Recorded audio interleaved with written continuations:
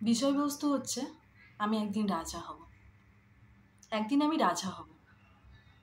রাজা হওয়ারই তো আমার কথা ছিল। শুধু আমি না, সেই সকল মানুষদের রাজা হওয়ার কথা যারা একদিন দিন আনা দিন খাওয়া সংসারে মায়ের পাতে ভাত অল্প দেখে আধ পেটা খেয়ে পেট ভরে গেছে আর খিদে নেই এর ভান করে পাত ছেড়ে উঠে গেছিল।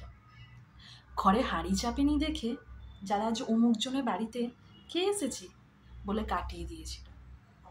বাবার পকেট শূন্য দেখে ছেঁড়াচটিকে বারংবার পট্টি মেরে চালিয়ে দেওয়া ছেলে মেয়েগুলোর সংসারের হার খারাপ দেখে আর বাবার মান বাঁচাতে বন্ধু মহলে পুজোতে একটা পেয়ে 7টা জামা হয়েছে বলা ছেলে মেয়েগুলোর চিরকাল অন্যের জন্মদিনে বড় উদযাপন দেখে নিজের বেলায় পায়েস মিষ্টিতে খুশি হয়ে যাওয়া একদল ছেলে মেয়ে আর কখনো পরিবারের কথা ভেবে কোনো দিন দাবি না রেখে পাওনা ঘন্টা হিসাব না রেখে পেটে মোটা চালের ভাত মাথায় গোজার ছাদ পরনে কাপড় পেয়েই সন্তুষ্ট হয়ে যাওয়া অল্পে সন্তুষ্ট ব্যথাকে ঢেকে রেখে কষ্টকে চাপা দিয়ে আর মুখে মিথ্যে হাসি রেখে যারা দুঃখকে জয় করতে পেরেছে তারা তো এক প্রকার রাজাই হয়েছে।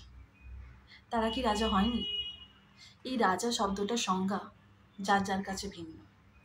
আমার কাছে রাজা হওয়া মানে নিজের অনুন্নতি অবস্থা থেকে উন্নতি হওয়া, নিজেকে দুর্গতি থেকে গতিতে ফেরানো। রাজা বলতে কি শুধু ধন সম্পদ, বাড়ি গাড়ি অট্টালিকা প্রাচুর্য? আসলে একজন সুখী মনের অধিকারী মানুষই রাজা।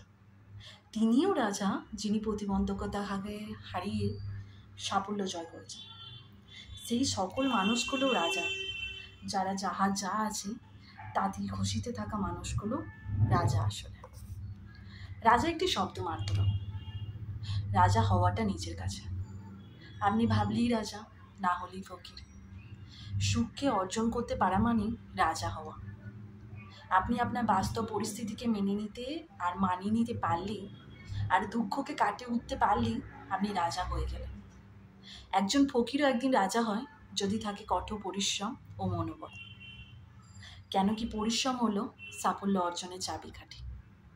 আপনার মনোবল যদি শক্ত হয়, ভাবনা যদি ইতিবাচক হয় আর যদি পরিশ্রম কঠোর হয়, তাহলে পৃথিবীর কোনো শক্তি আপনাকে হার মানাতে পারবে না।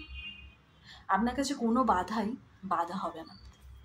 কোনো মানুষের মধ্যে যদি কর্মক্ষমতা থাকে, দক্ষতা থাকে, যোগ্যতা থাকে, মনোবল ইচ্ছা আর শক্তি থাকে, তাকে পৃথিবী কোনো শক্তি আটকাতে পারবে না।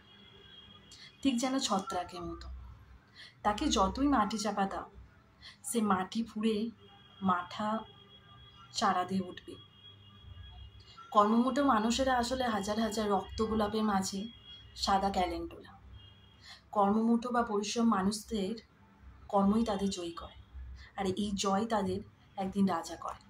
তাই এই কর্মমুঠ মানুষদের একদিন জিত হবে, তারাও একদিন রাজা হবে, হয়ে উঠবে।